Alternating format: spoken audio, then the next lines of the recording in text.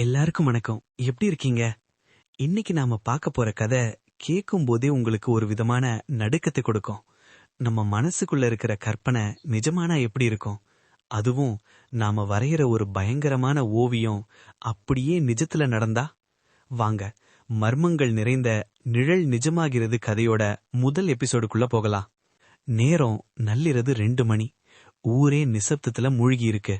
ஜன்னல் வழியா வர்ற அந்த நிலாவோட வெளிச்சம் வீட்டுக்குள்ள ஒரு விசித்திரமான நிழலை உருவாக்குது. நம்ம கதையோட நாயகி யாழினி நல்லா தூங்கிட்டு இருக்கா. ஆனா திடீர்னு ஒரு மிஷின் மாதிரி அப்படியே எழுந்து நடக்கிறா. அவ கண்ணு மூடிதான் இருக்கு. ஆனா அவ கால்கள் தள்ளாடல. மிக துல்லியமா அவளோட ஓவிய அறைச்சு, அதாவது ஸ்டூடியோக்கு போகுது. அங்க ஒரு பெரிய கேன்வாஸ் தயாரா இருக்கு. யாழினி எந்த வர்ணத்தையும் தேடல. ஆனா அவ கைகள் தானாவே கருப்பு மற்றும் சிவப்பு பெயிண்டை எடுத்து அந்த கேன்வாஸ்ல சிதறடிக்குது. அவ முகம் அப்படியே உணர்ச்சியற்று இருக்கு. அந்த பிரஷ் கேன்வாஸ்ல தேய்க்கிற சத்தம் மட்டும் ஒரு பயமுறுத்துற மாதிரி கேக்குது. ஒரு 10 நிமிஷம் ஓவியத்தை முடிச்சிட்டு மறுபடியும் அப்படியே போய் படுக்கையில படுத்துக்கிறா. மறுநாள் காலை 7 மணி. சூரிய வெளிச்சம் முகத்துல பட யாழினி மெதுவா கண்ணு முழிக்கிறா. தலை அப்படியே பாரமா இருக்கு. ஏதோ ஒரு உந்துதல்ல நேரா ஓவிய அறைக்கு ஓடுறா. அங்க அவ வரைஞ்சு வச்சிருந்த ஓவியத்தை பார்த்ததும் அவ உடம்பு அப்படியே நடுங்க ஆரம்பிக்குது. இது இது என்ன? நான் எப்படி இத வரைஞ்சேன் அப்படின்னு அதிர்ச்சியில உறைஞ்சு நிக்கிறா. அந்த ஓவியத்துல ஒரு கார் மலைப்பாதையில நிலைதடுமாறி பள்ளத்துல விழுந்து தீப்பற்றி எரியுது. காரோட முன்னாடி கண்ணாடி சுக்கு நூறா உறைஞ்சு கிடக்கு. அதுல ரொம்ப துல்லியமா அந்த காரோட நம்பர் பிளேட் தெரியுது. TN07 BZ45. அது வேற யாருடையதும் இல்ல, அவளோட கணவன் ஆகாஷோட கார் நம்பர். மணி 8 ஆகுது. ஆகாஷ் குளிச்சு முடிச்சிட்டு ரொம்ப உற்சாகமா ஆபீஸ்க்கு கிளம்புறான். யாழினி, இன்னைக்கு எனக்கு ஒரு முக்கியமான மீட்டிங் இருக்கு. ஹில்வியூ ரிசார்ட்ல தான் லஞ்சு. கொஞ்சம் லேட் ஆகும், நீ சாப்பிட்டுட்டு தூங்கு இன்னு சொல்லிட்டு கிளம்புறான். யாழினி பதறி போய் அவன் கைய புடிச்சு தடுக்கிறா. ஆகாஷ், பிளீஸ், இன்னைக்கு நீ கார்ல போகாத, வேற எதுலயாவது போ, இல்லைன்னா இன்னைக்கு லீவ் எடுத்துக்கோ அப்படின்னு அவ கெஞ்சரா. ஆனா ஆகாஷ், நான் கவனமா போவேன், பயப்படாத இன்னும் அவன் நெத்தியில ஒரு முத்தம் கொடுத்துட்டு கிளம்பிடுறான். மதியம் 1:30 மணி. யாழினிக்கு வீட்ல இருக்கவே முடியல. அங்கும் இங்கும் நடந்துட்டே இருக்கா. திடீர்னு அவ போன் அடிக்குது. ஸ்கிரீன்ல ஆகாஷ்னு பேர் மின்னியதும் பதட்டமா அட்டன் பண்றா. ஹலோ ஆகாஷ், நீ நல்லா இருக்கியா? ஆகாஷோட குரல் ரொம்ப பலவீனமா கேக்குது. யாழினி, நீ நீ சொன்னது நடந்துருச்சு. Car car break failure. நான் ஹில் ரோட்ல இருக்கேன். அப்படியே கால் கட் ஆயிடுது. யாழினி அப்படியே தரையில உட்கார்ந்து கதறி அழுவுறா. அவ வரைஞ்ச ஓவியம் நிஜமாகிடுச்சு. மாலை 4 மணி. கவர்மெண்ட் ஹாஸ்பிட்டலுக்கு யாழினி ஓடி வர்றா. அங்க ஆகாஷ் தலையிலையும் கையிலையும் கட்டோட உட்கார்ந்துருக்கான். கார் உருக்குலைஞ்சு போனாலும் அவன் பள்ளத்துல விழறதுக்கு முன்னாடியே காரை விட்டு குதிச்சதால உயிர் தப்பிச்சிட்டான். ஆகாஷ், உனக்கு ஒன்னும் இல்லையே இனி யாழினி ஓடி போய் அணைச்சுக்கிறா. நான் நல்லா இருக்கேன் யாழினி, ஆனா அந்த ஓவியத்துல கார் எரியிற மாதிரி வரைஞ்சியா அப்படின்னு அவன் கேக்குறான். ஆமா, அதே மாதிரிதான் கார் இப்போ எரிஞ்சு போயிருக்குன்னு நியூஸ்ல சொன்னாங்க. ஆகாஷ், இது எப்படி நடக்குது? எனக்கு ரொம்ப பயமா இருக்கு இன்னும் அவ அழுதுட்டே சொல்றா. அப்போ அந்த இடத்துல யாரோ ஒருத்தர் தூரத்துல நின்னு இவங்களை கவனிக்கிறத யாழினி பாக்குறா. அவன் முழுசா கருப்பு ட்ரெஸ் அணிஞ்சிருக்கான். யாழினி அவனை பார்த்ததும் அவன் கூட்டத்துக்குள்ள டக்குன்னு மறைஞ்சிடுறான். யாழினிக்குள்ள ஒரு பெரிய நடுக்கம். தனக்குள்ளேயே சொல்லிக்கிறா, அந்த ஓவியத்துல கார் மட்டும் எரியல, காரோட பின்னாடி ஒரு நிழல் தெரிஞ்சது. அந்த நிழல் இப்போ இங்க ஹாஸ்பிட்டல்லையும் இருக்கு. யார் அந்த கருப்பு உடை அணிந்த நபர்? யாழினி வரைகிறது வெறும் ஓவியமா இல்ல நடக்க போற விதியா? அந்த நிழல் இவங்களை ஏன் துரத்துது? முதல் எபிசோட்ல அந்த பயங்கரமான விபத்தை பார்த்தோம். யாழினி வரைஞ்ச ஓவியம் அப்படியே நிஜமான அந்த நிமிஷம், அப்பா, நினைச்சாலே நடுக்கம் எடுக்குதுல்ல. ஆனா அது வெறும் விபத்து தானா, இல்ல அதுக்கு பின்னாடி ஏதோ ஒரு சதி இருக்கா? வாங்க எபிசோட் 2க்குள்ள போகலாம். ஹாஸ்பிட்டல் வராண்டா. ஆகாஷுக்கு உள்ள ட்ரீட்மெண்ட் நடந்துட்டு இருக்கு. யாழினி வெளியே ஒரு பெஞ்சில உட்கார்ந்து நடுங்கிட்டு இருக்கா.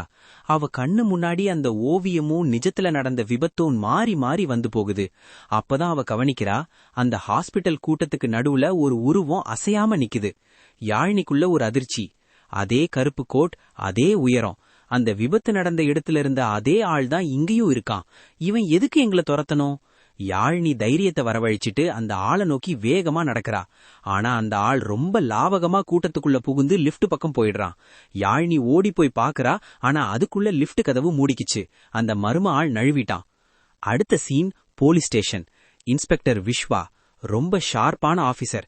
எதையும் ஆதாரம் இல்லாம நம்ப மாட்டாரு. ஆகாஷும் யாழினியும் அவர் முன்னாடி உட்கார்ந்திருக்காங்க. விஸ்வா நிதானமா சொல்றாரு, உங்க பிரேக் லைன்ல ஒரு சின்ன கட்டு இருக்கு ஆகாஷ்.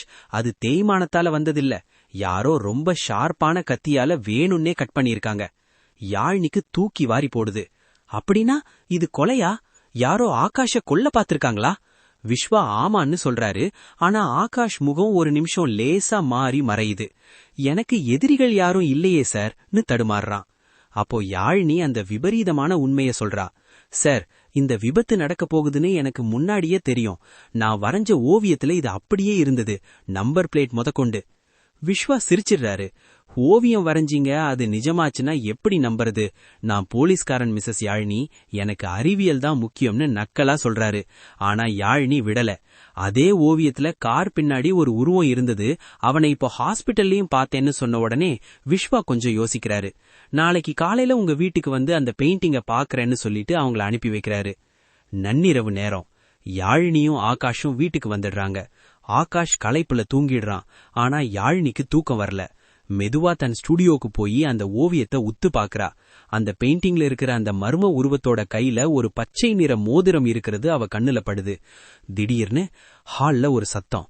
யாரோ ஜன்னலை திறக்க முயற்சி பண்றாங்க. யாழினி பயத்துல உறைஞ்சு போயிடுறா. யாரது?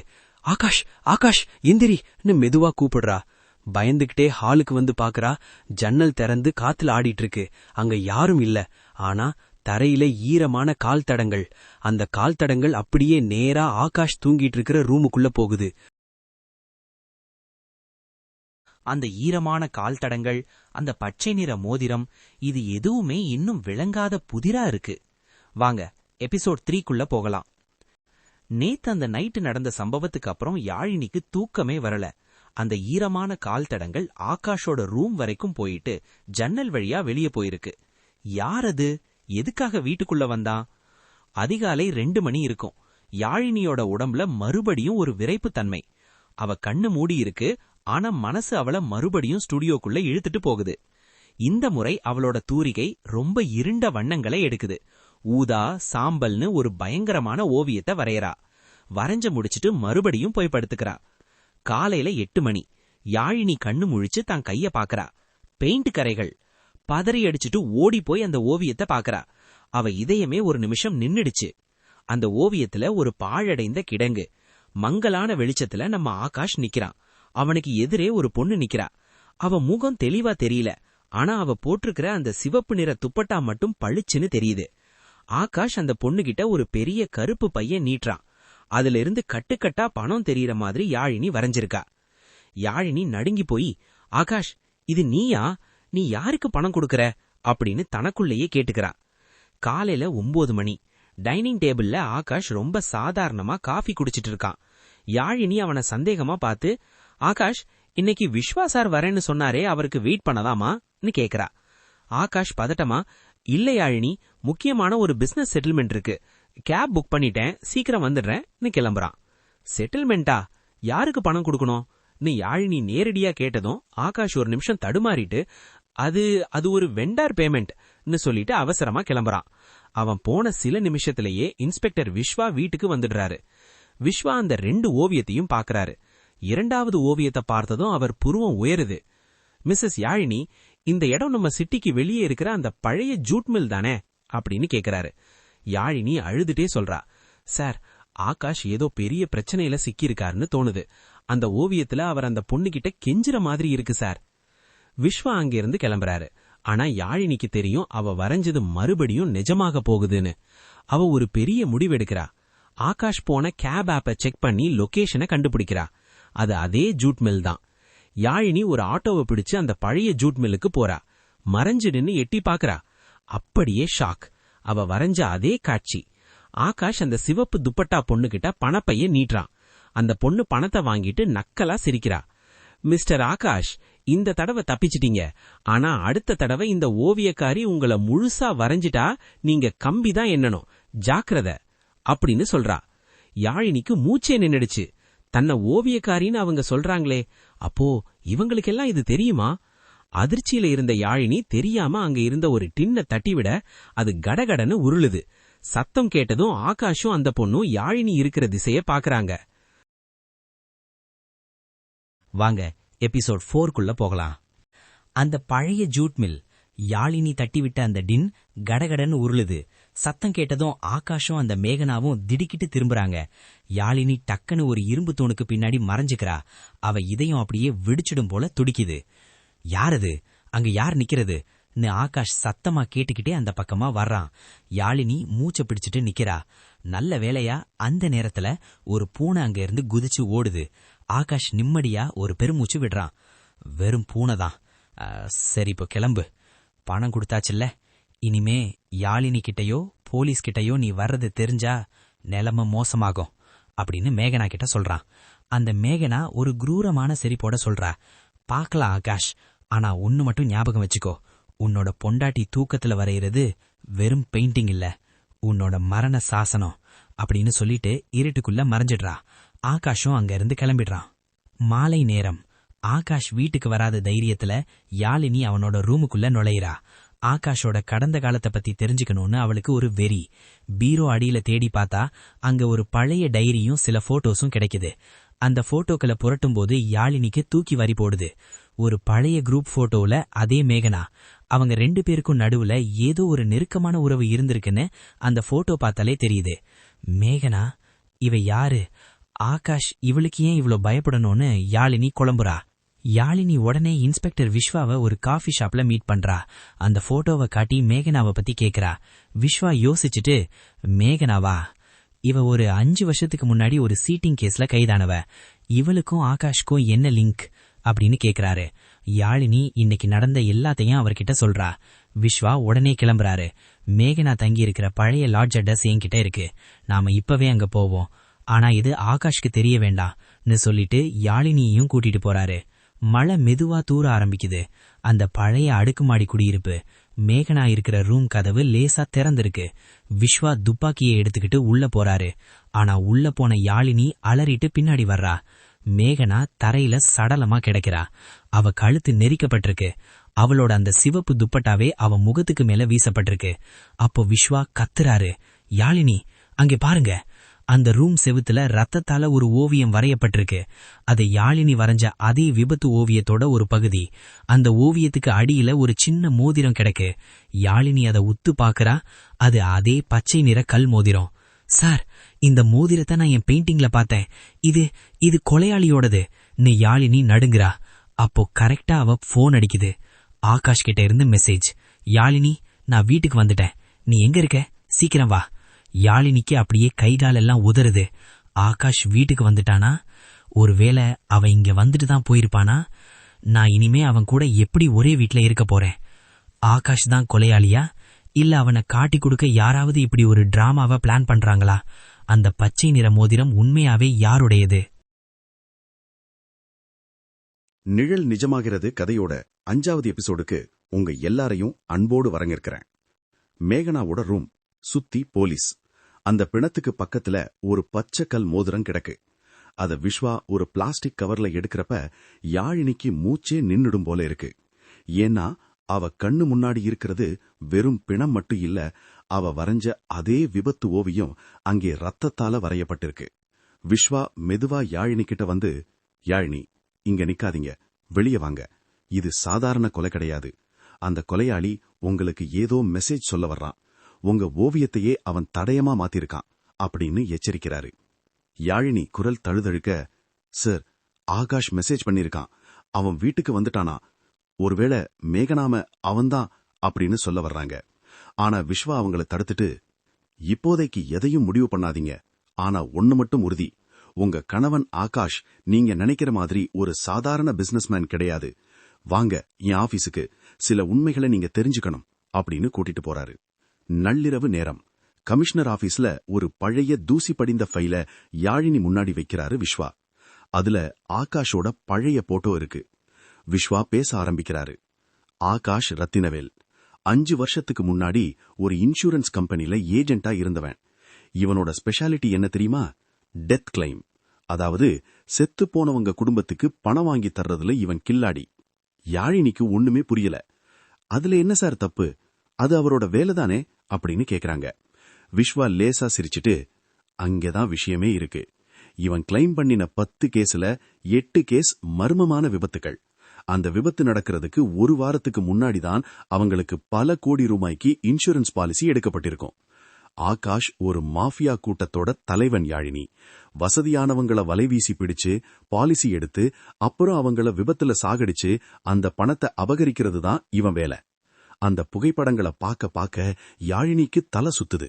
விஸ்வா விடாம சொல்றாரு, இப்ப புரியுதா மேகனா யாருன்னு? அவளும் இவனும் பார்ட்னர்ஸ். மேகனா ஆட்களை பிடிப்பா, ஆகாஷ் பிளான் பண்ணுவான். ஆனா இவங்களுக்குள்ள ஏதோ மோதல். அதான் மேகனா அவனை மிரட்டிருக்கா. இப்போ அவ பிணமா கிடக்குறா. யாழினி நடுக்கத்தோட கேக்குறாங்க, அப்போ ஆகாஷ் என்னையும் அவரோட பழைய விபத்து கூட ஒரு நாடகமா சார்? விஸ்வா கவலையா பாக்குறாரு. எனக்கும் அதான் சந்தேகம். உங்க பேர்ல பெரிய அமௌண்ட்டுக்கு பாலிசி இருக்கான்னு பாருங்க. அவன் கூட இனி ஒரே வீட்ல இருக்கிறது பாதுகாப்பில்ல. மணி நள்ளிரவு 2. யாழினி பயந்துகிட்டே வீட்டுக்குள்ள நுழையறாங்க. வீடு இருட்டா இருக்கு. சத்தம் போடாம ரூமுக்கு போக நினைக்கிறப்போ திடீர்னு ஹால்ல லைட் எரியுது. சோஃபால ஆகாஷ் உட்கார்ந்துட்டு ஒரு கிளாஸ் தண்ணி குடிச்சுக்கிட்டு இருக்கான். எங்க போயிருந்த யாழினி? இந்த நள்ளிரவுல ஒரு பொண்ணு தனியா வெளியே போறது அவ்வளவு நல்லதில்லையே அப்படின்னு ரொம்ப அமைதியா கேக்குறான். அவனோட அந்த அமைதிதான் யாழினிய இன்னும் பயமுறுத்துது.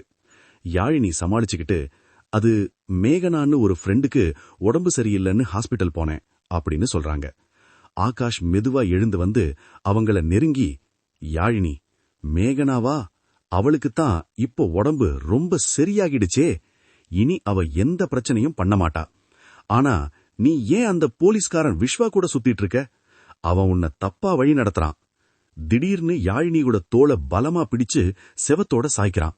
அவன் கண்ணுல வெறி தெரியுது. உன் ஓவியம் நிஜமாகுதுன்னு எனக்கும் தெரியும். ஆனா அந்த ஓவியங்கள் எனக்காக மட்டும்தான் வரையப்படணும். நாளைக்கு நீ ஒரு ஓவியம் வரையணும். நாம 2 பேரும் சந்தோஷமா ஃபாரின் ட்ரிப் போற மாதிரி ஒரு படம் வரையணும், புரியுதா அப்படின்னு மிரட்டுறான். பேசிக்கிட்டு இருக்கிறப்போ யாழினி கழுத்துல இருந்த செயினை இழுக்கிறான்.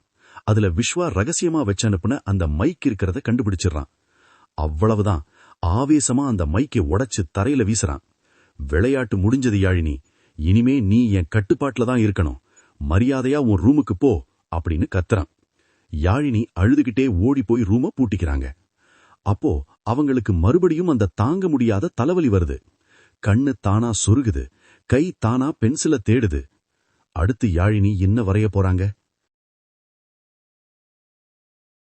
வாங்க விறுவிறுப்பான எபிசோட 6க்குள்ள போகலாம். நள்ளிரவு 3 மணி. யாழினி அவ ரூமுக்குள்ள அடப்பட்டு கிடக்கலா. ஆகாஷ் உடைச்ச அந்த மைக்கோட துண்டுகள் தரையில சிதறி கிடக்கு. பயமும் அழுகையும் அவளை சூழ்ந்திருக்க, மறுபடியும் அந்த விசித்திரமான வினைப்புத்தன்மை அவ உடம்ப ஆட்கொள்ளுது. ஸ்டுடியோ பக்கம் போக முடியாதுன்றதால பக்கத்துல இருந்த ஒரு சின்ன நோட்டையும் மார்க்கர் பேனாவையும் எடுக்கிறா. அவ கைகள் ஒரு இயந்திர மாதிரி அந்த தாள்ல ஓடுது. முன்னெப்போதும் இல்லாத வேகத்துல மூச்சு வாங்க வாங்க வரையறா. வரைஞ்சி முடிச்ச சில நிமிஷத்திலேயே அந்த பக்கம் ஃபுல்லா கருப்பு நிறத்தால நிரப்பப்பட்டிருக்கு. யாழினி அப்படியே தரையில சரிஞ்சு தூங்கிடுறா. காலை 7 மணி. யாழினி திடுக்கிட்டு எழுந்து அந்த நோட்டை பாக்குறா. பார்த்த அடுத்த நிமிஷம் அவளுக்கு அலறக்கூட முடியல. கைகளால வாய பொத்திட்டு அப்படியே பின்னாடி போறா. அந்த ஓவியத்துல ஒரு மனுஷன் ரத்த வெள்ளத்துல துடிச்சிட்டு இருக்கான். அவனோட நெஞ்சில ஒரு கத்தி சொருகப்பட்டிருக்கு. அவனுக்கு பக்கத்துல கத்திய பிடிச்சிட்டு ஒருத்தன் நிக்கிறான். அந்த கொலையாளியோட முகம் ரொம்ப தெளிவா இருக்கு. அது வேற யாரும் இல்ல, ஆகாஷ். அவன் முகத்துல ஒரு குரூரமான சிரிப்பு இருக்கு. ஆனா அந்த பிணத்தோட முகம் மட்டும் சிதைஞ்சு போயிருக்கு. யாழினி நடுங்கிக்கிட்டே சொல்றா, ஆகாஷ், நீ ஒரு கொலையாளியா? அடுத்து யார கொல்ல போற? மணி 8:30. ஹால்ல ஆகாஷ் ரொம்ப சாதாரணமா நியூஸ் பேப்பர் படிச்சிட்டு இருக்கான். யாழினி அந்த நோட்டை மறைச்சுக்கிட்டு வெளியே வர்றா. ஆகாஷ் நிமிர்ந்து பார்க்காமலேயே பேசுறான். என்ன யாழினி, நல்லா தூங்குனியா? சாரி, நேத்து கோபத்துல மைக்க உடைச்சிட்டேன். நம்ம பாதுகாப்புக்காக தான் அப்படி செஞ்சேன். யாழினி பயந்துட்டே, ஆகாஷ், நாம ஏன் எங்கேயாவது தூரமா போயிடக்கூடாது? இந்த பிசினஸ் பணம் எதுவுமே வேண்டான்னு கேக்குறா. ஆகாஷ் அவளை உத்து பார்த்துட்டு, இன்னும் ஒரே ஒரு டீல் தான் யாழினி, அது முடிஞ்சா நாம செட்டில் ஆகிடலாம். நீ ஏன் நேத்து வரைஞ்ச ஓவியத்தை பத்தி என்கிட்ட சொல்லலன்னு கேக்குறான். யாழினிக்கு தூக்கி வாரி போடுது. இவனுக்கு எப்படி தெரியும்? ஆகாஷ் குளிக்க போனப்போ யாழினி பாத்ரூம்குள்ள போய் விஸ்வாவுக்கு கால் பண்றா. சார், நான் ஒரு கொலை நடக்கிற மாதிரி வரைஞ்சிருக்கேன். அதுல ஆகாஷ் தான் கொலைக்காரன்.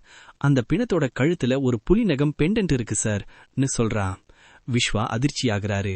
யாழினி, நீங்க சொல்ற அடையாளம் நம்ம சிட்டியோட பெரிய பிசினஸ் மேக்னெட் துரைபாண்டியோடது. இன்னைக்கு ராத்திரி ஒரு கிளப்ல அவரோட பார்ட்டி இருக்கு. ஆகாஷ் அங்க வர வாய்ப்பு இருக்கு. நைட் பார்ட்டி ஹால் ஒரே கோலகலமா இருக்கு.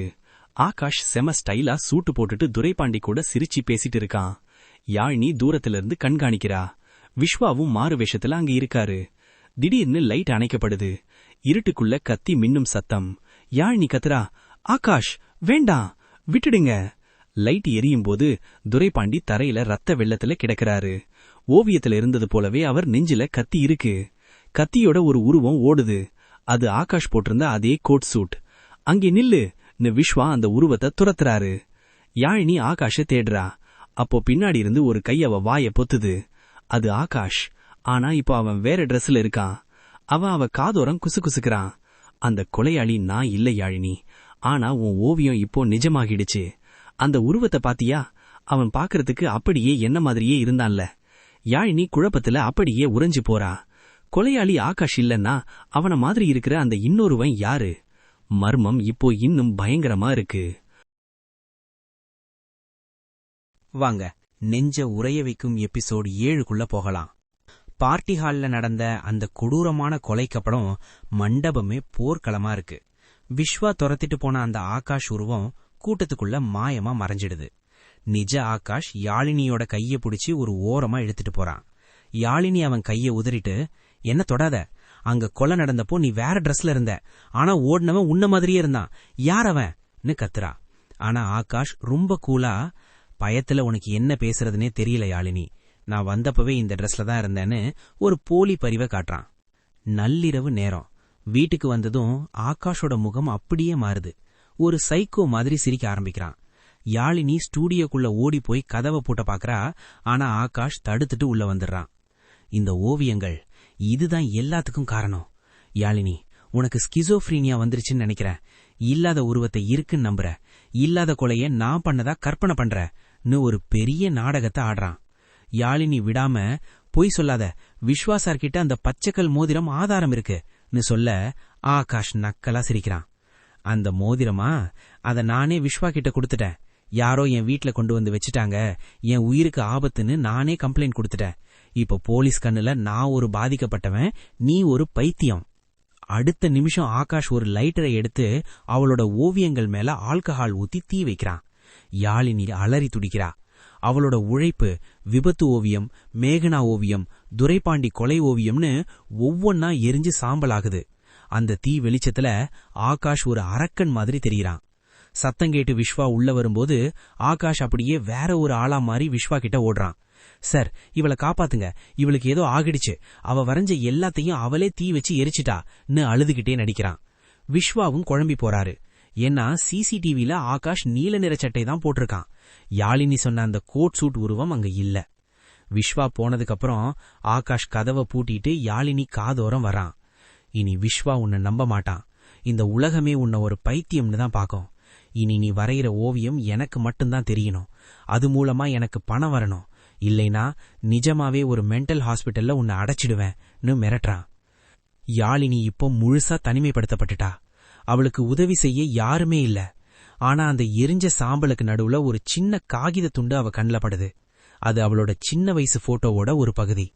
அதுக்கு பின்னாடி ஒரு அட்ரஸ் இருக்கு. யாழினிக்குள்ள ஒரு கேள்வி பிறக்குது. எனக்கு ஏன் இந்த மாதிரி ஓவியங்கள் வரைய தோணுது? என் பாஸ்ட்ல ஏதோ ஒரு ரகசியம் இருக்கு, அதை நான் கண்டுபிடிச்சே ஆகணும். ஆகாஷோட இந்த மாஸ்டர் பிளான்ல இருந்து யாழினி எப்படி தப்பிக்க போறா? அந்த சின்ன வயசு போட்டோவுக்கும் இப்போ நடக்கிற கொலைகளுக்கும் என்ன சம்பந்தம்? யாழினிக்கு உண்மையாவே மனநோய் இருக்கா, இல்ல இதெல்லாம் ஆகாஷோட சதியா? வாங்க, ரத்தம் உறைய வைக்கும் எபிசோட் 8க்குள்ள போகலாம். நள்ளிரவு நேரம். அந்த வீடே ஒரு மயானம் மாதிரி அமைதியா இருக்கு. ஹால்ல ஆகாஷ் நல்லா தூங்கிட்டு இருக்கான். யாழினிக்கு இதுதான் சரியான நேரம்னு புரியுது. அந்த எரியாத போட்டோ துண்டையும் கொஞ்சம் காசையும் பையில போத்துக்கிறா. கதவை திறக்கும்போது சத்தம் வரக்கூடாதுன்னு தேங்காய் எண்ணெய கதவு இடுக்குல ஊத்தி சத்தமில்லாம பூனை மாதிரி வெளியே வர்றா. தெருவிளக்கு வெளிச்சத்துல ஓடி வந்து ஒரு ஆட்டோவை பிடிக்கிறா. அவ இதயம் படபடன்னு அடிக்குது. ஒருவேளை ஆகாஷ் முழிச்சுக்கிட்டா என்ன பண்றதுன்ற பயம் அவளை வாட்டுது. அதிகாலை 4 மணி. இன்ஸ்பெக்டர் விஸ்வா வீட்டு கதவை தட்டுறா. விஸ்வா தூக்க கலக்கத்துல வந்து பாக்குறாரு. யாழினியோட கோலத்தை பார்த்ததும் அவருக்கு தூக்கி வாரி போடுது. சார், என்னை எப்படியாவது காப்பாத்துங்க. ஆகாஷ் என்ன பைத்தியம்னு சொல்ல வர்றான். அவன்தான் எல்லா கொலைக்கும் பின்னாடி இருக்கான். என் ஓவியங்கள் பொய் சொல்லாத சார்னு அழுதுட்டே கெஞ்சிரா. விஸ்வா யோசிக்கிறாரு. இப்போதைக்கு இவளை இங்க வைக்கிறது சேஃப் இல்லன்னு முடிவெடுத்து ஒரு சேஃப் ஹவுஸுக்கு கூட்டிட்டு போறாரு. விஸ்வா காரை வேகமா ஓட்டிட்டு போறாரு. ஆள் நடமாட்டமே இல்லாத ஒரு பாலத்துல போகும்போது பின்னாடி 2 கருப்பு கலர் எஸ்யூவி கார்கள் பயங்கர ஸ்பீட்ல வர்றத விஸ்வா கவனிக்கிறாரு. யாழினி, சீட் பெல்ட் போடுங்க, யாரோ நம்மள துரத்துறாங்கன்னு சொல்லும் போதே அந்த கார்கள் விஸ்வாவின் காரை இடிக்க பாக்குது. அவங்க கையில இருக்கிற துப்பாக்கிகளை பார்த்த விஸ்வாவுக்கு ஒரு விஷயம் புரியுது. இவங்க ஆகாஷோட ஆட்கள் இல்ல யாழினி. இவங்க ஏதோ ஒரு ரகசிய கமாண்டோ டீம் மாதிரி இருக்காங்க. இவங்களுக்கு ஆகாஷ் முக்கியம் இல்ல, இவங்க உங்களை தேடி வர்றாங்க. திடீர்னு துப்பாக்கி சூடு நடக்குது. காரோட கண்ணாடி சிதறுது. விஸ்வா பதிலுக்கு சுடுறாரு. ஒரு கார் கவிழுது. ஆனா இன்னொரு கார் விடாம துரத்துது.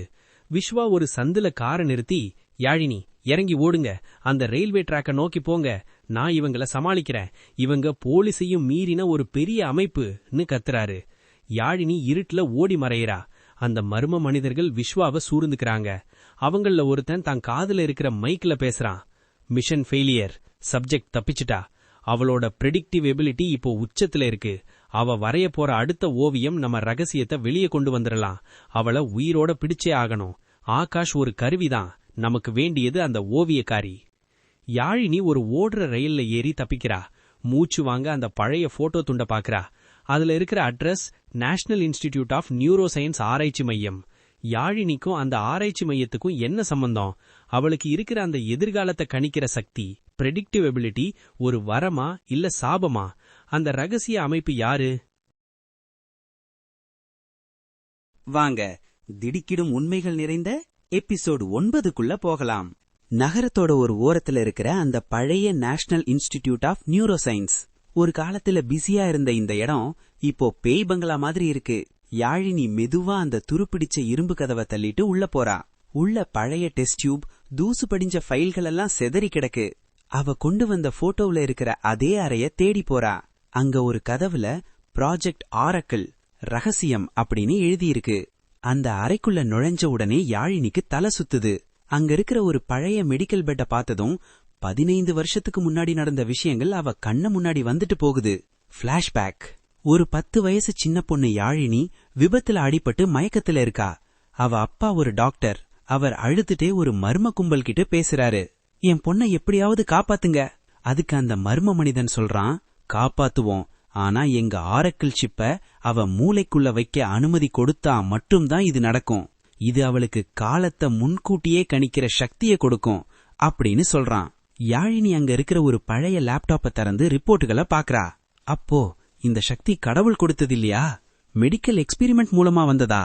யாழினி கண்ணீர் விடுறா. ஆனா அந்த ரிப்போர்ட்ல ஒரு அதிர்ச்சியான தகவல் இருக்கு. அந்த சிப் வேலை செய்யணும்னா யாழினி எப்பவும் பயத்திலையும் மன அழுத்தத்திலையும் இருக்கணுமா. அப்போதான் அவ மூளையில சுரக்கிற ஹார்மோன் அந்த சிப்பை ஆக்டிவேட் பண்ணுமா. இதனாலேயே அவ வாழ்க்கையில எல்லா விபத்துகளையும் பயத்தையும் அந்த அமைப்பு திட்டமிட்டு ஏற்படுத்தி இருக்கு. கோப்போட கடைசி பக்கத்தை பார்த்த யாழினிக்கு மயக்கமே வந்துருச்சு. அங்க நம்ம ஆகாஷோட போட்டோ இருக்கு. அவனோட பேரு ஏஜென்ட் 402, பராமரிப்பாளர். ஆகாஷ் என்ன காதலிச்சு கல்யாணம் பண்ணிக்கல, என்ன ஒரு லேப் எலி மாதிரி கண்காணிக்கத்தான் கூட இருந்திருக்கான். என்ன தூக்கத்துல வரைய வைக்கிறதுக்காகவே எனக்கு திட்டமிட்டு பயத்தை உண்டாக்கியிருக்கான். யாழினிக்கு இப்போதான் புரியுது, அந்த பச்சைக்கல் மோதிரம் இந்த ஆரக்கிள் திட்டத்தோட உயர் அதிகாரிகளோட அடையாளம்னு. திடீர்னு அந்த ரூம்ல லைட் எரியுது. கதவு தானா பூட்டிக்குது. ஸ்பீக்கர்ல ஒரு கரகரப்பான குரல் கேக்குது. உன் கடந்த காலத்தை தெரிஞ்சுக்கணும்னு ஆசைப்பட்ட இல்ல, இப்போ தெரிஞ்சுக்கிட்ட. ஆனா ஒன்னு, இனிமே நீ ஓவியமா வரைய மாட்ட. நீ என்ன நினைக்கிறியோ அது அப்படியே நடக்கும். நீதான் எங்களோட கடவுள். கதவு உடைக்கப்படுது. ஆகாஷ் கையில துப்பாக்கியோட உள்ள வரான். அவன் கண்ல இப்போ காதல் இல்ல, ஒரு கொடூரமான அதிகாரம் இருக்கு. வா யாழினி, வீட்டுக்கு போலாம். இன்னைக்கு ராத்திரி நீ வரைய போற ஓவியம்தான் உலகத்தோட தலையெழுத்தையே மாத்த போகுது. உன்னை கூட்டிட்டு போக சொல்லி விஸ்வா தான் எனக்கு தகவல் சொன்னார். யாழினி அதிர்ச்சியில உறைஞ்சு போறா. விஸ்வா சார், அவரும் உங்க ஆளா? நம்பின எல்லாரும் துரோகிகளா? யாழினி ஒரு மனுஷியா இல்லாம ஒரு ஆயுதமா மாற்றப்படுறாளா? விஸ்வா எப்படி இந்த கும்பல்ல சேர்ந்தார்? எபிசோட் 10. அந்த பாழடைஞ்ச ஆய்வு மையத்தோட ரகசிய அறை. ஆகாஷ் கையில துப்பாக்கியோட நிக்கிறான். யாழினி இடிஞ்சு போய் சுவரோரம் உட்காண்டிருக்கா. இவ்ளோ நேரமா அவளை காப்பாத்தின விஸ்வா இப்போ ஒரு சிகரெட்டை பத்த வச்சுட்டு ரொம்ப கேஷுவலா நிக்கிறாரு. யாழினி விஸ்வாவை பார்த்து, நீங்களுமா சார் போலீஸ் யூனிஃபார்ம் போட்டுட்டு இந்த அசிங்கமான வேலைக்கு தோண போறீங்களான்னு கேக்குறா. விஸ்வா நக்கலா சிரிக்கிறாரு. சாரி யாழினி, நான் போலீஸ் தான். ஆனா இந்த ஆரக்கிள் அமைப்போட ஒரு ஸ்லீப்பர் செல். ஆகாஷை விட நான் தான் உன்னை கரெக்டா ஹேண்டில் பண்ண. உன்னை துரத்துற மாதிரி நடிச்சு உன் பயத்தை அதிகப்படுத்தி உன்னை அதிகமா வரைய வச்சதே நான் தான் அப்படின்னு அந்த ரகசியத்தை உடைக்கிறாரு. ஆகாஷ் இப்போ யாழினியோட முடிய பிடிச்சு தூக்குறான். அவன் கண்ணுல துளி கூட ஈரம் இல்ல. என்ன யாழினி, இன்னும் நான் உன்னை காதலிக்கிறேன்னு நடிச்சிட்டு இருக்கியா? உன்னை முதலா பார்த்தப்பவே உன் மூளைக்குள்ள பல கோடி ரூபாய் ஒளிஞ்சிட்டு இருக்குன்னு எனக்கு தெரியும். அக்ரிமெண்ட் படி நான் உன்னை கல்யாணம் பண்ணிக்கிட்டு உன் கேர்டேக்கரா இருக்கணும், அவ்வளவுதான். யாழினி அழுதுட்டே கேட்கிறா. அப்போ நம்முடைய இந்த 3 வருஷ வாழ்க்கை எல்லாம் நாடகமா? முழுக்க முழுக்க நாடகம். நீ வரைகிற அந்த ஷேர் மார்க்கெட் கிராஃப்கள், பிசினஸ் டீல்கள் எல்லாம் எனக்கு முன்கூட்டியே தெரிஞ்சிரும். நீ வரைஞ்ச அந்த துரைபாண்டி கொலை கூட எனக்காகத்தான். அவர் செத்தாதான் அவரோட பல 1000 கோடி ரூபாய் சொத்து என் கைக்கு வரும். உன்னோட அந்த ஓவியங்கள் தான் இன்னைக்கு என்ன ஒரு மல்டி மில்லியனரா ஆக்கியிருக்கு அப்படின்னு ஆகாஷ் தன் சுயரூபத்தை காட்டுறான். ஆகாஷ் லேப்டாப்ல இருக்கிற கணக்குகளை காட்டுறான். பாரு, போன வாரம் நீ வரைஞ்ச சின்ன ஓவியத்தை வச்சு நான் 200 கோடி சம்பாதிச்சேன். ஆனா உனக்கு ஒண்ணு தெரியுமா யாழினி, அந்த சிப்பும் மூளையில இருக்கிற பழைய செல்களை அழிச்சிட்டு இருக்கு. இன்னும் 1 மாசம் அப்புறம் நீ உயிருள்ள ஒரு பிணமாத்தான் இருப்ப. அதுக்குள்ள எனக்கு வேண்டிய இன்னும் சில விஷயங்களை நீ வரைஞ்சிடணும். யாழினி ஆவேசமா கத்துறா. நீ ஒரு மனுஷனே இல்ல ஆகாஷ். பணத்துக்காக ஒரு உயிரையே சிதைக்கிற உனக்கு சாவே வராதா? திடீர்னு அங்க இருக்கிற பெரிய ஸ்கிரீன்ல அந்த பச்சைக்கல் மோதிரம் போட்ட ஒரு நிழல் உருவம் தெரியுது. ஆகாஷ், விஸ்வா, நேரத்தை வேஸ்ட் பண்ணாதீங்க. சப்ஜெக்டா மெயின் லேபுக்கு கூட்டிட்டு வாங்க. அவளோட சிப் இப்போ ரெட் அலர்ட் மூட்ல இருக்கு. அவ எப்ப வேணாலும் ஒரு பெரிய உலக மாற்றத்தை வரையலாம். அது நமக்கு தேவைன்னு கட்டளையிடுது. ஆகாஷ் யாழினியை இழுக்கிறான். ஆனா யாழினி இப்போ பழைய யாழினி இல்ல. டக்குன்னு தன் பையில இருந்த ஒரு உடைந்த டெஸ்ட் டியூபை எடுத்து ஆகாஷோட கையில பலமா குத்துறா. ஆகாஷ் அலறிட்டு துப்பாக்கியை கீழே போடுறான். என்ன வெறும் கருவியா நினைச்சிங்கல்ல, ஆனா அந்த சிப் எனக்கு இன்னொன்னையும் சொல்லி கொடுத்திருக்கு. துரோகம் பண்றவங்க முடிவு எப்படி இருக்கும்னு நான் ஏற்கனவே வரைஞ்சிட்டேன்னு சொல்லிட்டு இருட்டுக்குள்ள ஓடுறா. போற வழியில மெயின் சுவிட்ச பிடுங்கி ஏறிய மொத்த பில்டிங்கும் இருட்டுல மூழ்கிடுது. ஆனா அந்த இருட்டுல யாழினியோட கண்கள் மட்டும் ஒரு விசித்திரமான ஒளியோட மின்னுது. யாழினிக்குள்ள இருக்கிற அந்த சிப் இப்போ முழு வேகத்துல வேலை செய்ய ஆரம்பிச்சிருக்கு. இருட்டுல அவளுக்கு எல்லாம் தெரியுது. ஆகாஷும் விஸ்வாவும் அவளை எப்படி சமாளிக்க போறாங்க? யாழினி வரைஞ்ச அந்த துரோகிகளின் முடிவு என்ன? விறுவிறுப்பான 11வது எபிசோட் இதோ. அந்த பழைய ஆய்வு மையம் முழு இருளில் மூழ்கி கிடக்கிறது. ஆகாஷ் கையில் டார்ச் லைட்டுடன் வலியால் கத்திக்கொண்டே யாழினியை தேடுகிறான். விஸ்வா துப்பாக்கியுடன் பதுங்கி நகர்கிறார். ஆகாஷ் கத்துகிறான். யாழினி, வெளியே வந்துடு. உன் மூளையில இருக்கிற அந்த சிப்போட கண்ட்ரோல் ரிமோட் எங்க கிட்டதான் இருக்கு. நான் நினைச்சா இப்பவே உனக்கு ஒரு பெரிய வலிப்பு வர வைக்க முடியும். ஆனால் விஸ்வா அவனை எச்சரிக்கிறார். ஆகாஷ், அவ இப்போ சாதாரண பொண்ணில்ல. அந்த சிப் அவளோட சர்வைவல் மோட தூண்டிவிட்டிருக்கு. அவளுக்கு இருட்டிலையும் கண்ணு தெரியும். ஜாக்கிரதையாயிரே. ஒரு சிறிய ஸ்டோர் ரூமில் பதுங்கியிருக்கும் யாழினிக்கு அந்த சிப் தீவிரமாக வேலை செய்கிறது. அங்கிருந்த கரிக்கட்டையை எடுத்து தரையில் மின்னல் வேகத்தில் அந்த ஆய்வு மையத்தின் ப்ளூ பிரிண்டை வரைபடம் வரைகிறாள். அதில் சில இடங்களை மட்டும் சிவப்பாக குறிக்கிறாள். அவளது மூளை ஒரு விஷயத்தை கணிக்கிறது. விஸ்வா துரோகம் செய்திருந்தாலும் அந்த ரகசிய அமைப்பின் தலைவன் இப்போதே விஸ்வாவையும் கொல்ல திட்டம் தீட்டியிருப்பதை யாழினி உணர்கிறாள். விஸ்வா ஒரு பெரிய ஹாலுக்கு வருகிறார். அப்போது அவரது கம்யூனிகேட்டர் ஒலிக்கிறது. அந்த நிழல் மனிதன் பேசுகிறான். விஸ்வா, நீ யாழினிய தப்பிக்க விட்டுட்ட. அதனால இந்த மிஷன்ல உன்னோட தேவை முடிஞ்சிடுச்சு. ஆகாஷ் உன்னை கவனிச்சுப்பான். விஸ்வா திடுக்கிட்டு திரும்புவதற்குள் தூணுக்கு பின்னால் மறைந்திருந்த ஆகாஷ் ஒரு ரிமோட்டை எடுக்கிறான். அந்த ஹாலின் மேற்கூரை இடியத் தொடங்குகிறது. சரியாக அந்த நேரத்தில் இருட்டிலிருந்து வெளிவந்த யாழினி விஸ்வாவை பார்த்து சத்தமிடுகிறாள். விஸ்வா சார், இடது பக்கம் இருக்கிற தூணுக்கு பின்னாடி குதிங்க. அங்கே ஒரு சுரங்க பாதை டக்ட் இருக்கு. அங்கே போனாதான் நீங்க பிழைப்பீங்க. விஸ்வா குழப்பத்துடன், நீ எதுக்கு என்ன காப்பாத்தணும் என்று கேட்க யாழினி ஆவேசமாக சொல்கிறாள். நான் அங்க வரைஞ்சு வச்சிருக்கேன் பாருங்க. ஆகாஷ் இப்போ கேஸ் பைப்லைனை வெடிக்க வைக்க போறான். அவன் உங்களையும் சேர்த்து அழிக்க பார்க்கிறான். யாழினி வரைந்த அந்த வரைபடத்தை பார்த்த விஸ்வா அது மரணத்திலிருந்து தப்பிக்கும் ஒரு வழிகாட்டி என்பதை புரிந்து கொண்டு அந்த திசையில் பாய்கிறார். ஆகாஷ் ரிமோட்டை அழுத்த ஒரு பயங்கரமான வெடிப்பு நிகழ்கிறது. நெருப்பு பிழம்புகள் எழுகின்றன. விஸ்வா சுரங்கப்பாதைக்குள் விழுந்து தப்பிக்க ஆகாஷ் அந்த வெடிப்பின் அதிர்ச்சியில் தூக்கி வீசப்படுகிறான். புகை மூட்டத்திற்கு நடுவே யாழினி கம்பீரமாக நிற்கிறாள். அவளது கையில் இப்போது ஒரு புதிய வரைபடம் இருக்கிறது. அது அந்த ரகசிய அமைப்பின் தலைமை அலுவலகம் இருக்கும் இடம். யாழினி தனக்குள்ளேயே சொல்லிக் கொள்கிறாள், துரோகிகள் ஒருத்தர அழிச்சுக்கட்டும், ஆனா என் வாழ்க்கையை சிதைத்த அந்த நிழல் மனிதனை நான் சும்மா விட மாட்டேன். நான் வரைகிற அடுத்த ஓவியம் உன்னோட கல்லறையாயிருக்கும். கதை இப்போது மிகப்பெரிய கிளைமாக்ஸை நோக்கி நகர்கிறது. யாழினி அந்த ரகசிய அமைப்பை எப்படி வேட்டையாடப் போகிறாள்? அந்த நிழல் மனிதன் யார்? தொடர்ந்து இணைந்திருங்கள். உங்களுடைய கருத்துக்களை கமெண்டில் சொல்லுங்க.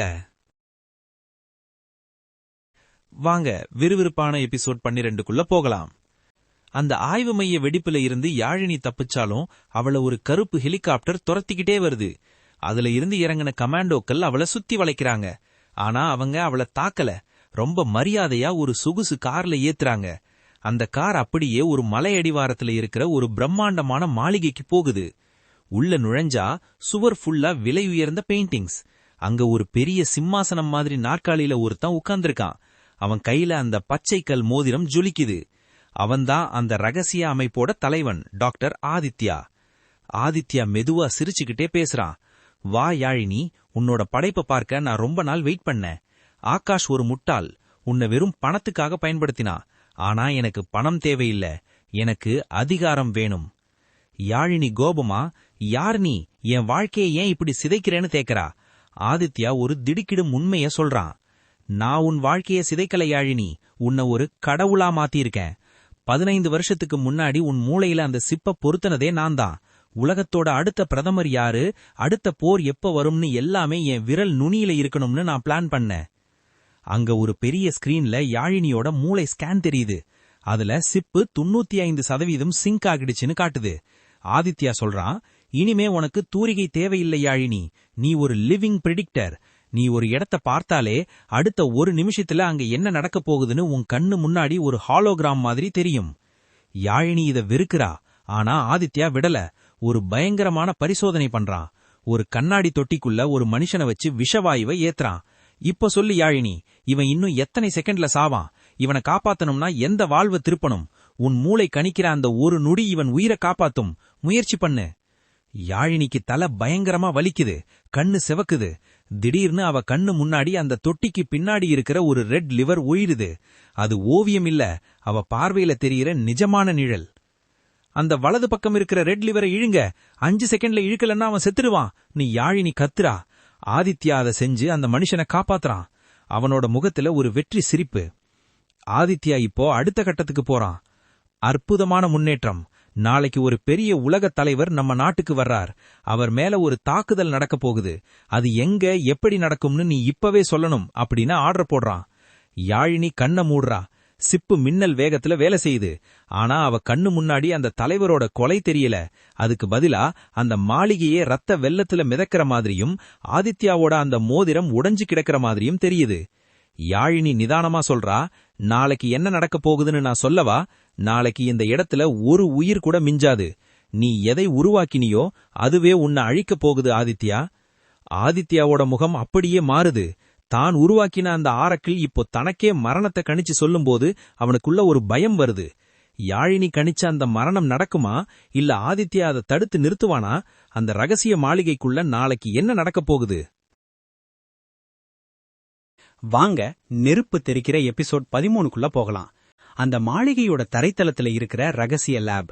யாழினி அங்க ஒரு கைதியா வைக்கப்பட்டிருக்கா. அவளை சுத்தி ஆயிரக்கணக்கான சென்சார்கள். அவ கைகள் விலங்கிடப்பட்டிருந்தாலும் விரல்கள் மட்டும் அசைற மாதிரி விட்டிருக்காங்க. அவளுக்கு முன்னாடி ஒரு பெரிய டிஜிட்டல் கேன்வாஸ். ஆதித்யா ஒருவித நடுக்கத்தோட சொல்றான், யாழினி, நீ சொன்ன அந்த மரண தீர்க்க தரிசனம் வலிக்காது. நாளைக்கு அந்த உலக தலைவருக்கு என்ன ஆக போகுதுன்னு மட்டும் வர. இதோ பாரு, உன்னோட மூளையில இருக்கிற சிப்போட ஃப்ரீக்வன்சியை நான் இப்போ ஏத்துறேன். நீ வரைஞ்சுதான் ஆகணும். ஆதித்யா ஒரு பட்டனை அழுத்த யாழினி உடம்புல மின்சாரம் பாயுது. ஆனா இம்முறை அவ அலறல. அவ கண்கள் ரொம்ப தெளிவா ஆதித்யாவை பாக்குது. யாழினி கேன்வாஸ்ல விரல்களை நகர்த்துறா. முன்னாடியெல்லாம் அவ தூக்கத்துல ஏதோ ஒரு சக்திக்கு கட்டுப்பட்டு வரைவா. ஆனா இப்போ அவளோட மன உறுதி அந்த சிப்ப கட்டுப்படுத்த ஆரம்பிச்சிருச்சு. அவ இப்ப வெறும் ஓவியம் வரையல, ஒரு பயங்கரமான மரண பொறிய திட்டமிடுறா. யாழினி மனசுக்குள்ள நினைக்கிறா, நீ உருவாக்கின இந்த சிப்பு எனக்கு காலத்தை கணிக்கிற சக்தியை மட்டும் கொடுக்கல ஆதித்யா, உன்னோட சிஸ்டத்துல இருக்கிற ஓட்டைகளையும் எனக்கு காட்டி கொடுத்துருச்சு. நீ எதை அழிவுன்னு நினைக்கிறியோ அதை நான் இப்போ உருவாக்கிக்கிட்டு இருக்கேன். அவ வரைகிற அந்த ஓவியம் ஒரு வெடிகுண்டோட வரைபடம் மாதிரி இருக்கு. மாளிகையோட கரண்ட் வயர், கேஸ் பைப் எல்லாம் ஒரு புள்ளியில இணையற மாதிரி வரைகிறா. அப்போ அந்த அறைக்குள்ள ஆகாஷ் நுழையறான். அந்த வெடிப்புல இருந்து தப்பிச்சு ரத்த காயங்களோட வரான். அவன் கண்ணுல இப்போ பணப்பேய் பிடிச்சிருக்கு. ஆதித்யா, இவ வரைஞ்சு முடிச்சிட்டாளா? எனக்கு பணம் வேணும், இப்பவே வேணும்னு கத்துறான். ஆகாஷ் அந்த ஓவியத்தை நெருங்கி பாக்கறான். அதுல ஆகாஷோட விரல்கள் ஒரு பச்சை நிற மோதிரத்தை தொடர மாதிரியும் அடுத்த நொடி அந்த மோதிரம் வெடிக்கிற மாதிரியும் வரையப்பட்டிருக்கு. யாழினி இப்போ ஒரு பெரிய பிளான் போடுறா. ஆகாஷ், நீ ஆசைப்பட்ட அந்த பச்சைக்கல் மோதிரம் ஆதித்யா கிட்ட தான் இருக்கு. அதை நீ வாங்கிக்கிட்டா இந்த திட்டத்தோட அடுத்த தலைவன் நீதான்னு இந்த சிப்பு சொல்லுது.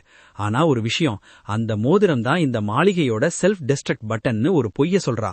பேராசையில அறிவு மழுங்கி போன ஆகாஷ் ஆதித்யாவோட கைய பிடிச்சு அந்த மோதிரத்தை பறிக்க முயல்றான். 2 பேருக்கும் இடையில பயங்கரமான சண்டை நடக்குது. யாழினி விழிப்புணர்வோட வரைஞ்ச அந்த ஓவியத்துல இருந்த சம்பவங்கள் ஒவ்வொன்னா நிஜத்துல அரங்கேற ஆரம்பிக்குது. யாழினி மெதுவா அந்த டிஜிட்டல் கேன்வாஸ் மூலமா ஒரு வைரஸ மாளிகையோட மெயின் சர்வருக்குள்ள அனுப்புறா. ஓவியத்துல அவ குறிச்ச மாதிரியே லேப் கதவுகள் லாக் ஆகுது. ஆகாஷும் ஆதித்யாவும் ஒருத்தர் அடிச்சுக்கும் போது மேல இருந்து கேஸ் கசிய ஆரம்பிக்குது. யாழினி கம்பீரமா சொல்றா, விளையாட்டு இப்பதான் ஆரம்பம். நான் வரைஞ்ச இந்த ஓவியத்தோட கடைசி பக்கம் என்ன தெரியுமா? ஒரு பெரிய நெருப்பு பிழம்பு. அதுல நீங்க 2 பேரும் மட்டும் இல்ல, உங்களோட இந்த அசிங்கமான ஆரக்கிள் கனவும் எரிஞ்சு சாம்பலாக போகுது. யாழினி தனக்கு முன்னாடி தெரிஞ்ச அந்த பாதாள பாதை வழியா தப்பிக்க ஆரம்பிக்கிறா. மாளிகை ஃபுல்லா சைரன் சத்தம் அலறுது. ஒரு நிழல் உலக தலைவனோட சாம்ராஜ்யம் இப்போ சரிய போகுது. யாழினி தப்பிப்பாளா, இல்ல அந்த நெருப்பு அவளையும் சேர்த்து அழிக்குமா? அந்த மர்மமான சிப் என்ன ஆக போகுது? கதை இப்போ அதிரடியான கிளைமாக்ஸ நெருங்கிருச்சு. வாங்க அனல் பறக்கிற எபிசோட் 14குள்ள போகலாம். அந்த பிரம்மாண்டமான மாளிகை இப்போ ஒரு நரகமா மாறி எரியுது. யாழினி வரைஞ்ச அந்த ஓவியத்துல இருந்தது போலவே கேஸ் பைப் எல்லாம் ஒன்னா வெடிச்சு சிதறுது. புகை மூட்டத்துக்கு நடுவுல யாழினி தப்பிக்க பாக்கும்போது கால்ல ரத்தம் சொட்ட சொட்ட கத்தியோட நிக்கிறான் ஆகாஷ். அவன் கண்ல ஒரு பைத்தியக்காரத்தனம் தெரியுது. என்னை ஏமாற்றிடலான்னு பாத்தியா யாழினி? இந்த மாளிகை அழிஞ்சாலும் பரவாயில்ல, என்னோட பல கோடி ரூபாய் கனவை சிதைச்ச நீ உயிரோட இருக்கக்கூடாது.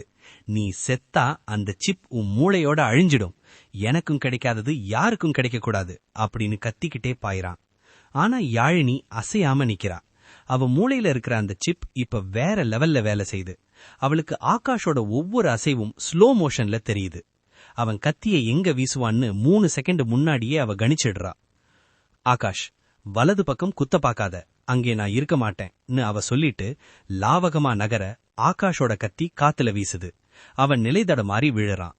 மறுபடியும் வெறியோட வர்றான். ஆனா யாழினி ஒரு தற்காப்பு கலை நிபுணர் மாதிரி அவனோட அடியை தடுத்து அவன் கை நரம்ப பிடிச்சு அழுத்துறா.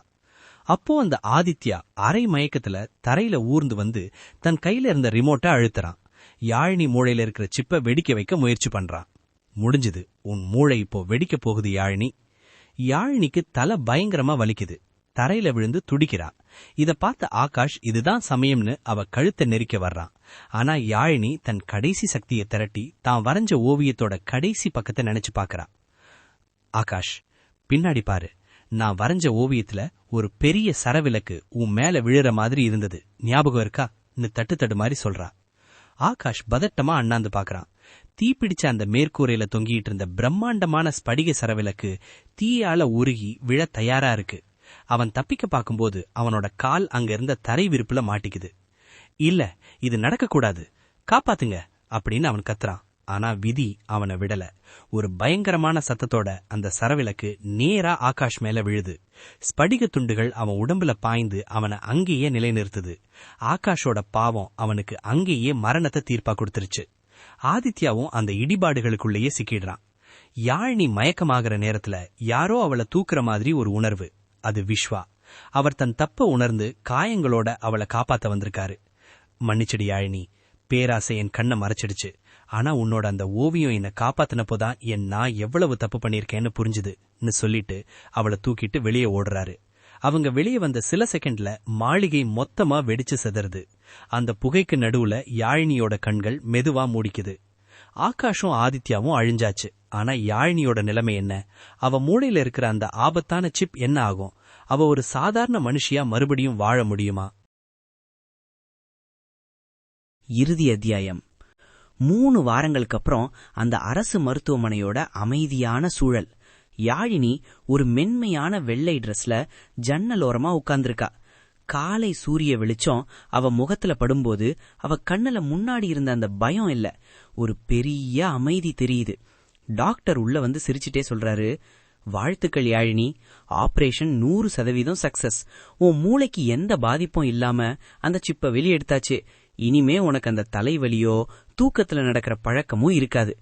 யாழினி மெதுவா கேக்குறா, அப்போ இனிமே என்னால எதிர்காலத்தை கணிக்க முடியாதா டாக்டர்? அதுக்கு அவரு, அந்த சிப் கொடுத்த தீர்க்க தரிசனம் இனி இருக்காது. ஆனா அந்த சிப் உன் நரம்பு மண்டலத்துல செஞ்ச சில மாற்றங்களால உன் ஓவிய திறமை இயற்கையாவே முன்ன விட பல மடங்கு துல்லியமா இருக்கும்னு ஒரு சந்தோஷமான செய்திய சொல்றாரு. காலம் பதில் சொல்ல ஆரம்பிக்குது. கோர்ட்ல ஆகாஷ் சக்கர நாற்காலியில உட்கார்ந்திருக்கான். மாளிகை வெடிப்புல தப்பிச்சாலும் அவனால நடக்க முடியாது. விஸ்வாதான் செஞ்ச தப்புக்கு பிராயச்சித்தமா எல்லா ஆதாரங்களையும் சமர்ப்பிக்கிறாரு. நீதிபதி தீர்ப்பு சொல்றாரு, குற்றவாளி ஆகாஷ் மற்றும் ஆதித்யாவிற்கு ஆயுள் தண்டனை விதிக்கப்படுகிறது. ஆகாஷ் சிறைக்கு இழுத்து செல்லப்படும்போது யாழினிய பார்க்க முயற்சி பண்றான். ஆனா யாழினி அவனை திரும்பி பார்க்காமலேயே கம்பீரமா அந்த இடத்தை விட்டு வெளியே வரா. அவனோட நிழல் இனிமே அவளை தொடர முடியாது. கொஞ்ச காலம் போகுது. யாழினி இப்போ ஒரு பெரிய ஆர்ட் கேலரி ஆரம்பிச்சிருக்கா. ஆனா அது வெறும் கேலரி இல்ல, அது ஒரு மறுவாழ்வு மையம். நிழல் நிஜம். இங்க ஓவியம் மூலமா பாதிக்கப்பட்டவங்களுக்கு சிகிச்சை அளிக்கப்படுது. விஸ்வா வந்து மன்னிப்பு கேக்குறாரு. அதுக்கு யாழினி ரொம்ப அழகா பதில் சொல்றா, பரவாயில்ல சார், நீங்க கடைசி நேரத்துல என்ன காப்பாத்துனதுக்கு நான் கடமைப்பட்டிருக்கேன். முன்னாடி நான் வரைஞ்சது மத்தவங்களோட மரணத்தை, ஆனா இப்போ நான் வரைகிறது ஒரு குழந்தையோட சிரிப்பையோ இல்ல ஒருத்தரோட அமைதியான எதிர்காலத்தையோ தான். அன்னைக்கு சாயங்காலம் கடற்கரை ஓரத்துல யாழினி உட்கார்ந்து வரைஞ்சிட்டு இருக்கா. அவ தூரிகை இப்போ பயத்துல நடுங்கல, முழு விழிப்புணர்வோட சுதந்திரமா அசைது. அவ வரைஞ்ச ஓவியத்துல ஒரு பெண் வானத்தை பார்த்து புன்னகைக்கிறா. அந்த பெண்ணோட நிழல் தரையில விழும்போது அது ஒரு இருண்ட பிம்பமா இல்லாம ஒரு தேவதையோட இறக்கை மாதிரி தெரியுது. யாழினி தனக்குள்ளேயே சொல்லிக்கிறா, இனிமே என் நிழலை பார்த்து நான் பயப்பட மாட்டேன். ஏன்னா அந்த நிழல் எனக்குள்ள இருக்கிற ஒளியோட அடையாளம். அப்படியே யாழினி எழுந்து நிற்கும்போது தூரத்துல ஒரு குட்டி பையன் ஓடி வந்து கீழே விழ போறான். யாழினி அவன் விழறதுக்கு 2 செகண்ட் முன்னாடியே ஓடி போய் அவனை தாங்கி பிடிக்கிறா. சிப் இல்லனாலும் அவளோட உள்ளுணர்வு இன்னும் கூர்மையாதான் இருக்கு. அத நினைச்சு அவ புன்னகைக்கிறா. வானத்தை நோக்கி கேமரா மெதுவா நகர நிழல் நிஜமாகிறதுன்னு டைட்டில் கார்டு விழுது. நண்பர்களே, ஒரு வழியா நம்ம யாழினியோட போராட்டம் ஒரு அழகான முடிவுக்கு வந்தாச்சு. நிழல்களை பார்த்து பயந்த ஒரு பெண் கடைசியில அந்த நிழலையே தனக்கு சாதகமா மாத்திக்கிட்டா. இந்த தொடர் உங்களுக்கு பிடிச்சிருந்ததா? இந்த தொடரோட எந்த பகுதி உங்களுக்கு ரொம்ப பிடிச்சிருந்ததுன்னு என்கிட்ட பகிர்ந்துக்கோங்க. உங்களை வேற ஒரு சுவாரஸ்யமான கதையோட சீக்கிரமே சந்திக்கிறேன். அது வரைக்கும் உங்ககிட்ட இருந்து விடைபெறுவது உங்கள் அன்பு கதை சொல்லி.